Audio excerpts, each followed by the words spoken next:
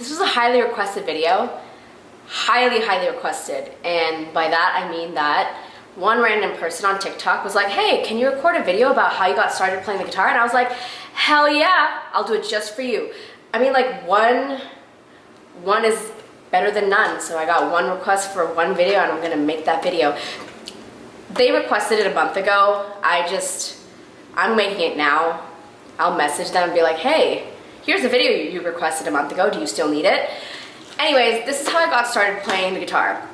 So I would say that I walked into a Guitar Center November 2nd, 2020, and I impulsively bought the guitar. I walked in just knowing I wanted an electric guitar. I've always loved classic rock, metal, and it never occurred to me that, hey, maybe I should play the electric guitar. I walked into Guitar Center and they recommended the G10 amp.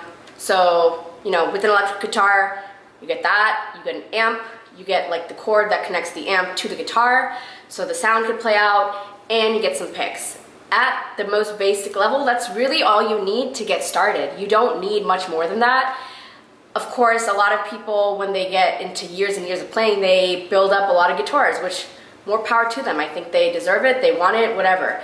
But that's all you need. And as for the kind of guitar you should get, I would do some research. I'm only at like 9-10 months of playing myself, and I don't want to give any bad advice. I went and I chose guitars, honestly, by looks. I did no research, I just walked in. But the people in there helped me out. They are obviously experts of all the equipment in there. So talk to them if you still need help, and just pick something out that feels right. And electric guitars are pricey, so make sure you're aware of what you're looking for budget-wise and everything before walking in. I guess I didn't say what I bought.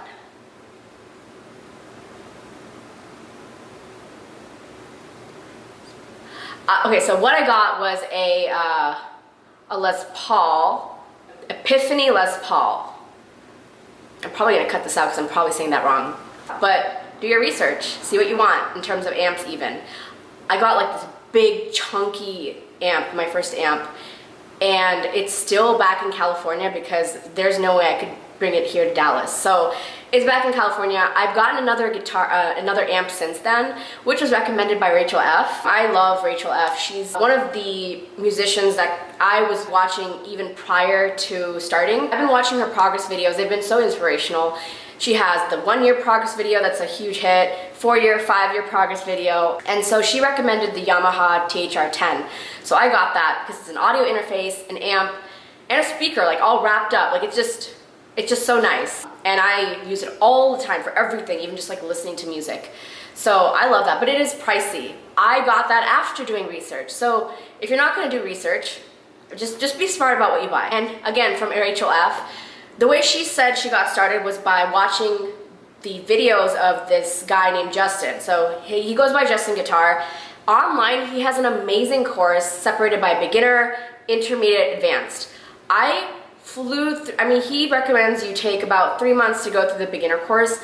I did it in 1 month. I just wanted to play, and I did the whole beginner course. So I learned all the basic chords and stuff. I haven't honestly gotten to the intermediate part. I was supposed to finish that by March. It's currently August. I've gone and started a new method of learning things. I should and need to still go through the intermediate, and all of it's free, by the way. So it's amazing. He organizes it well. He explains everything really well.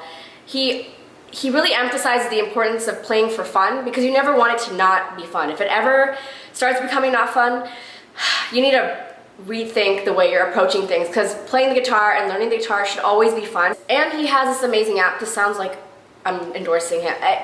Honestly, he got me off the ground. So yes, he has all kinds of songs on there. On the app, there's like rock, pop, like jazz, whatever you're looking for, and it has the song and the chords you need to play with the strumming pattern. My camera just turned off because the internal temperature was too high, so I'm gonna keep going. I use the app a lot for playing along with songs, because that really makes it fun to have that element of, hey, I know this song, like let me play these chords along with the song, and then boom, like you can play that song with friends.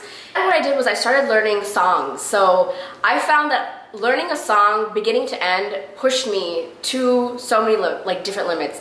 I learned power chords extremely well. I learned how to play standing up really well. I learned how to play in rhythm, because you know the songs that you choose are obviously going to be songs that you are attached to in some way or you've grown up listening to. So I loved picking songs every month that would challenge me, but not too much, because you want a song that'll help you grow and learn something, but not so much that you're learning it for 3 months. So when I learned Smells Like Teen Spirit, it took me about a month and a half to 2 months to learn, because that was my first time learning a song beginning to end. My stamina wasn't there, power chords, I was kind of struggling there. It had one pretty simple, it had this one solo, but it was kind of simple now I look back on it, but that was the first one I've ever done, so it was challenging for me. I think it was the right amount to get me to the next level, because all those skills, I took those skills from that one song, transferred it to the next song, and the next song now had even more that I needed to learn in terms of rhythm, picking, all of that, and then the next song. So I take the techniques I learned from one song, and it really, I thought I saw a shadow. Okay.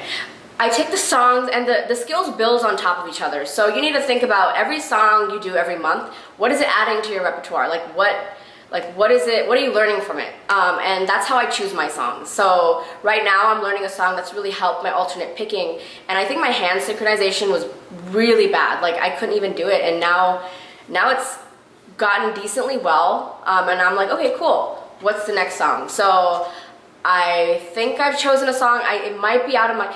I don't ever want to think that something's out of my skill level, but you always have to be smart about the songs you're choosing, because if it's out of your skill level, you're going to get frustrated. But if it's too easy, you're not going to be motivated to continue learning it. And so I think that these monthly songs that I've been doing have been really helpful, just because it's motivated me to learn, because I love the song. I'm okay listening to it for hours. You need to be okay listening to the song for hours. You need to be okay listening to the song for hours, and it just helped me grow. So, and actually that is also, God, it's like a truck with this squeaky noise. That idea of monthly songs I also got from Rachel F. because of her progression videos. She had that 1 year, 4 year, 5 year progression videos. I was so inspired by that. Yeah, from there, you get the basic equipment. And then after that, there's a lot of accessory things that you don't need. You can find it online. Like a tuner, you can tune online or through a phone. A metronome, you can also do that online. And pedals, pedals are really cool too. So sometimes you want to add certain effects. I bought one distortion pedal. It was the Boss DS1, I think, or DS2. I bought that pedal for distortion, but my audio interface, my amp already has pre-built, I guess, sound. It changes the sound already, so I don't need pedals. It's a nice to have. You need to think about what you want. For me, I want to get good at guitar, the techniques, and I have so much more to learn there that I don't want to spend money on things that I don't need. I do want a looper pedal, because that would loop sounds, and I would love to create sounds that way and just play songs and loop the sounds together to layer. But that's the only other pedal I think I'll be getting in the next couple 4 to 6 months. So yeah, those are all accessory items. You don't need those, they're nice to haves. The most important part obviously is having fun. Leave your guitar out in a place that you can always see it, because you just pick it up. Don't put it away. Put it in a spot where you are always able to easily access it. And I find myself at work sometimes when it gets really stressful between meetings, playing for 5 minutes, just de-stress a little bit. So it's really helpful in that way. I'm gonna wrap this up because my camera keeps overheating. Yeah. Yay! Okay, so this is my first official talking video where I don't care who watches it, I don't care what people think, and I'm just posting it. Usually I just post guitar covers, there's no talking, but I rant all the time on my Instagram stories, so how is this any different? I don't know. It's not any different. Besides the fact that, I don't know, it's gonna be on the internet forever, so, unless I hide it. But yeah, it's gonna be on the internet forever. So anyways, to the 5, 10, 15 people that click on the link in my Instagram bio every time and watch my videos, mwah, thank you. Like and subscribe, gotta do the usual, like and subscribe. I'm at 26 right now, which I'm more than happy with. If anything, I'm just happy, I'm making these videos for myself, and I'm just happy that even if one person's watching it. Still debating the guitar lessons part because I don't even have a gym membership yet. Like, I just